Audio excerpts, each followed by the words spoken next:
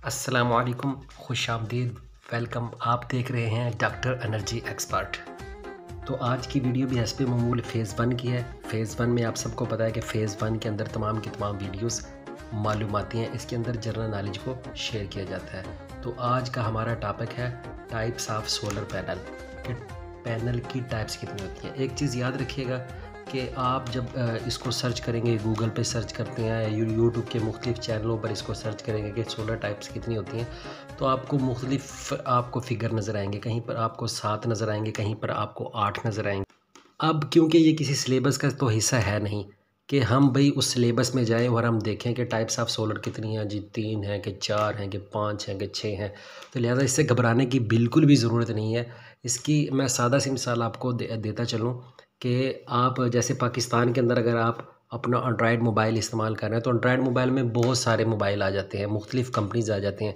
जैसे पाकिस्तान के अंदर सैमसंग इस्तेमाल हो रहा है, पाकिस्तान के अंदर ओप्पो इस्तेमाल हो रहा है, पाकिस्तान के वीवो के मोबाइल इस्तेमाल हो रहा है, पाकिस्तान के अंदर नोकिया के मोबाइल इस्तेमाल हो रहा है। तो हम इस तरह नहीं कह सकते कि मोबाइल की कितनी टाइप्स हैं जी, मोबाइल की 7 टाइप्स हैं, नोकिया, सैमसंग, ओप्पो, वीवो, नहीं, बल्कि मोबाइल की इस लिहाज से हम सिर्फ एक ही किस्म काउंट करेंगे और वो है एंड्रॉयड। और दूसरी किस्म के लिए हम फर्दर जा सकते हैं कि जी दूसरी जो किस्म है वो आईफ़ोन है। तो इस तरह मोबाइल की हम कह सकते हैं कि 2 टाइप्स हैं। इसी तरह हम सोलर की जो प्लेट्स होती हैं, इनको हम मैन्युफैक्चरिंग के लिहाज से हम इसको डिवाइड करते हैं। तो इस मैन्युफैक्चरिंग जो इस वक्त तक अभी जो हो चुकी है, तो मेरे नॉलेज के मुताबिक वो ये है कि सोलर की सिर्फ 4 टाइप्स हैं। 4 टाइप में से नंबर 1 पे आती है मोनोक्रिस्टलाइन, नंबर 2 पे आती है पॉलीक्रिस्टलाइन, नंबर 3 पे आती है थिन फिल्म और नंबर 4 पे आती है PERC।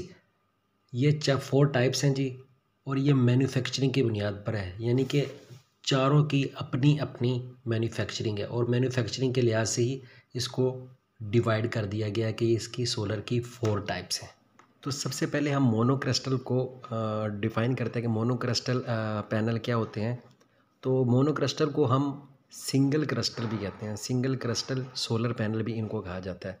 तो सबसे पहले हम monocrystal, polycrystal, thin film, PERC को समझने के लिए सबसे पहले हम डिफ़ाइन करते हैं कि क्रिस्टल होता है क्या चीज़ है। तो हम सबसे पहले क्रिस्टल की डेफिनेशन करते हैं। तो क्रिस्टल की डेफिनेशन हम कुछ इस तरह कर सकते हैं कि क्रिस्टल या क्रिस्टलाइन एक ठोस मटेरियल है जिसको माइक्रोस्कोप के साथ एक बाकायदा तरतीब के साथ जोड़ा जाता है। एग्जाम्पल ऑफ क्रिस्टल हमारे इर्द गिर्द बहुत ज़्यादा हैं, जिसमें डायमंड नंबर 1 है, उसके बाद क्वार्ट्ज है, उसके बाद स्नो ऑफ फ्लेक्स है, एटसेट्रा। इसके अंदर बहुत ज़्यादा हमारे पास क्रिस्टल की मिसालें हैं जिनको माइक्रोस्कोप की मदद से एक ख़ास तरतीब दी जाती है। तो अब वापस मोनोक्रिस्टलाइन की तरफ आते हैं। मोनोक्रिस्टलाइन सोलर सेल की एक सेमीकंडक्टर डिवाइस है जिसकी तैयारी में सिलिकॉन की एक ख़ास तरतीब के साथ कटिंग की जाती है और तमाम सेल को एक ख़ास तरतीब के साथ लगाया जाता है। तो ये मोनोक्रिस्टलाइन है। ये सबसे पहले जब सोलर सेल बनाए गए तो सोलर सेल इसी तरतीब के साथ बनाए जाते थे कि तमाम के तमाम जितने भी सिलिकॉन होते थे उसकी एक मखसूस कटिंग की जाती थी और फिर तमाम सेल को एक ख़ास तरतीब के साथ प्लेट के अंदर, इस शीट के अंदर लगा दिया जाता था। मोनोक्रिस्टलाइन के बाद मैन्युफैक्चरिंग के लिहाज से नंबर 2 पे पॉलीक्रिस्टलाइन आ जाता है। पॉलीक्रिस्टलाइन भी एक सेमीकंडक्टर डिवाइस है। ये भी सिलिकॉन से बने होते हैं, लेकिन इसमें सिलिकॉन की बाकायदा कटिंग नहीं की जाती और ना ही बाकायदा तरतीब से रखा जाता है ताकि सिलिकॉन को ज़ाया होने से बचाया जाए। जबकि मोनोक्रिस्टलाइन के अंदर जब हम सिलिकॉन की एक बाकायदा कटिंग करते थे, उसके एज को काटा जाता था, तो उसके अंदर सिलिकॉन बहुत ज़्यादा ज़ाया हो जाता था और इसी वजह से मोनोक्रिस्टलाइन मैन्युफैक्चरिंग का एक यूनिक स्टाइल होने की वजह से कास्ट में पॉलीक्रिस्टलाइन की निस्बत महंगे होते हैं और इसी वजह से पॉलीक्रिस्टलाइन को बनाया गया ताकि ये हमें कास्ट में सस्ते पड़ें, ज़्यादा महंगे ना पड़ें। पॉलीक्रिस्टलाइन के बाद आ जाते हैं thin film solar panel. Thin film solar panel, इस सोलर पैनल की बुनियाद भी सिलिकॉन ही है। पॉलीक्रिस्टलाइन की तरह ही तैयार किए जाते हैं। फ़र्क सिर्फ इतना है कि इनको पोर्टेबल तैयार किया जाता है। पोर्टेबल आप समझ रहे हैं कि नॉर्मल हम इसको एक जगह से दूसरी जगह पे आसानी से रिमूव कर सकते हैं, जबकि मोनोक्रिस्टलाइन और जो पॉलीक्रिस्टलाइन थे वो एक किस्म की वो भी एक किस्म की पोर्टेबल इंस्टॉलेशन होती है। आप भी उनको एक जगह से दूसरी जगह ले जा सकते हैं, लेकिन उनको बाकायदा फ़िक्स किया जाता है, उनकी एक बाकायदा इंस्टॉलेशन होती है। नॉर्मल एक जगह से दूसरी जगह आप आसानी से उसको रिमूव नहीं कर सकते, उसके लिए बाकायदा आपको दोबारा से सारी इंस्टॉलेशन को री इंस्टॉलेशन करना पड़ेगा।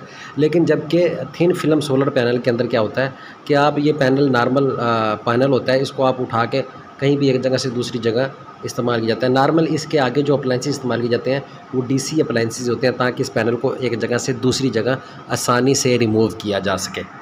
और सबसे लास्ट में आते हैं PERC solar panel. PERC stand for passive emitter and rear cell. जैसा कि नाम से ही ज़ाहिर है कि सोलर पैनल के अंदर एक पैसिव और एक एमीटर की एक्स्ट्रा शीट होती है, जो नॉर्मल मोनोक्रिस्टल और पॉलीक्रिस्टलाइन के अंदर नहीं होती।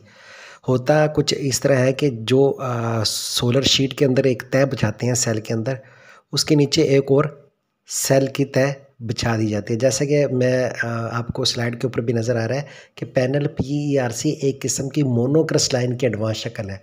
फ़र्क सिर्फ इतना है कि इसकी सोलर सेल शीट में ऊपर वाले सेल के नीचे मज़ीद सेल की एक तह होती है, जो सनलाइट एनर्जी को मज़ीद अब्ज़ॉर्ब करने में मदद देती है। क्योंकि एक सेल जो सेल के ऊपर तय होती है मोनोक्रिस्टलाइन या पॉलीक्रिस्टलाइन की, जब सनलाइट पड़ती है, टेम्परेचर ज़्यादा होता है, तो वो नॉर्मल जितनी एनर्जी ऑब्ज़र्व कर सकते हैं वो कर लेते हैं। बाकी क्या होती है, बाकी उसके अंदर से ज़ाया हो जाती है या कुछ ना कुछ रिफ्लेक्शन का बाइस बन जाती है। लेकिन सनलाइट जब एक तय मज़ीद इसके नीचे आ जाती है, तो सनलाइट जितनी ऊपर वाली सेल ऑब्ज़र्व करते हैं उसका तकरीबन 40 से 60% नीचे वाले भी ऑब्ज़र्व करते हैं। तो बनिस्बत पॉलीक्रिस्टलाइन और मोनोक्रिस्टलाइन और थिन फिल्म के ये ज़्यादा इसकी हाई एफिशिएंसी होती है, लेकिन सेल की डबल तह की वजह से ये कास्ट में थोड़ी सी महंगी होती है। और इसी तरह PERC सोलर पैनल में मज़ीद मॉडिफिकेशन करके एक नई जदीद टेक्नोलॉजी के साथ एक नई सोलर शीट भी निकाल दी गई है, जिसको हम बाईफेशियल भी कहते हैं। बाईफेशियल जो सोलर प्लेट होती है वो मज़ीद आप ये समझते हैं कि PERC सेल को मज़ीद मॉडिफाइड कर दिया गया है, और PERC ऑलरेडी मोनोक्रिस्टलाइन की एक जदीद यानी कि मॉडिफाइड किस्म थी। तो बाईफेशियल में होता यह है कि जो सोलर पैनल प्लेट जिस तरह ऊपर से नज़र आ रही होती है, इसी तरह नीचे से नज़र आ रही होती है। अगर हम परसेंटेज के लिहाज से मिसाल दें तो बाईफेशियल प्लेट के अंदर अगर प्लेट ऊपर वाली जो तय है वो अगर 100% दे रही होती है आउटपुट, तो जो उससे नीचे होती है वो भी 40 से 60% आउटपुट दे रही होती है। अब लास्ट में हम जो चारों पैनल डिस्कस किए हैं इनका आपस में मुवाजना कर लेते हैं।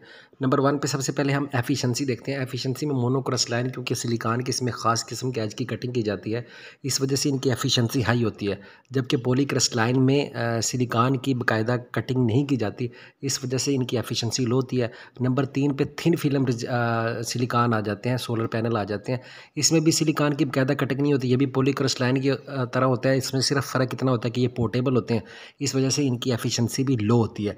जबकि लास्ट में जो हमने पढ़ा था PERC passive emitter and rear cell, या जिसको हम नॉर्मल बाईफेशियल टेक्नोलॉजी भी कहते हैं, इसके अंदर क्योंकि सेल की एक ऊपर भी तय होती है और एक सेल की तय नीचे भी होती है, तो इनकी एफिशिएंसी तीनों के मुकाबले में सबसे ज़्यादा हाई होती है। एफिशिएंसी के बाद हम कास्ट को डिस्कस कर लेते हैं। कास्ट के लिहाज से अगर देखा जाए तो मोनोक्रिस्टलाइन एक्सपेंसिव इस वजह से होता है क्योंकि इसके अंदर सिलिकॉन की एक बाकायदा कटिंग की जाती है, बाकायदा तरतीब के साथ रखा जाता है। इस वजह से सिलिकॉन इसमें ज़्यादा ज़ाया होता है और इस वजह से मोनोक्रिस्टलाइन कास्ट में एक्सपेंसिव होते हैं।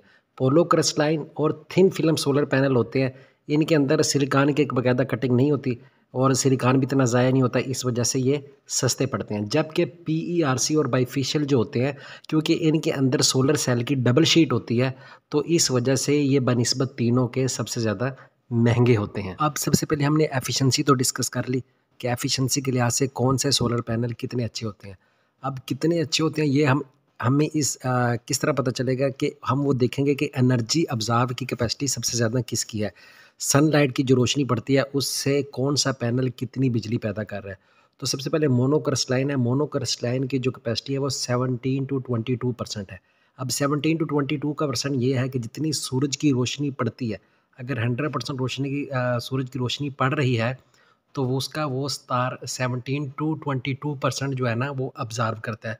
पॉलीक्रिस्टलाइन किस तरह 15 to 17% है, थिन फिल्म सोलर पैनल की 13 to 15% है, जबकि PERC बाईफिशियल जो पैनल होते हैं उनकी 22 to 27% है। तो लिहाजा एनर्जी ऑब्ज़र्व कैपेसिटी के लिहाज से देखा जाए तो आप लाज़मी बात है PERC और बाईफिशियल को रिकमेंड करेंगे। और उसके बाद आप मोनोक्रिस्टलाइन को भी रिकमेंड कर सकते हैं, क्योंकि बाईफिशियल को आप हर जगह नहीं लगा सकते, वो हम नेक्स्ट वीडियो में ज़रूर डिस्कस करेंगे। तो लिहाजा मोनोक्रिस्टलाइन को एफिशिएंसी के लिहाज से आप प्रायोरिटी पे कर सकते हैं। तो लेडीज़ एंड जेंटलमैन, ये थी हमारी आज की वीडियो। लास्ट में चैनल को सब्सक्राइब करना मत भूलिएगा और बेल आइकन को भी ज़रूर प्रेस कीजिएगा ताकि वक्तन फ़ौक्तन आपको हमारी वीडियोस मिलती रहें। अपना ख्याल रखिएगा। अल्लाह निगहबान। अल्लाह हाफिज़।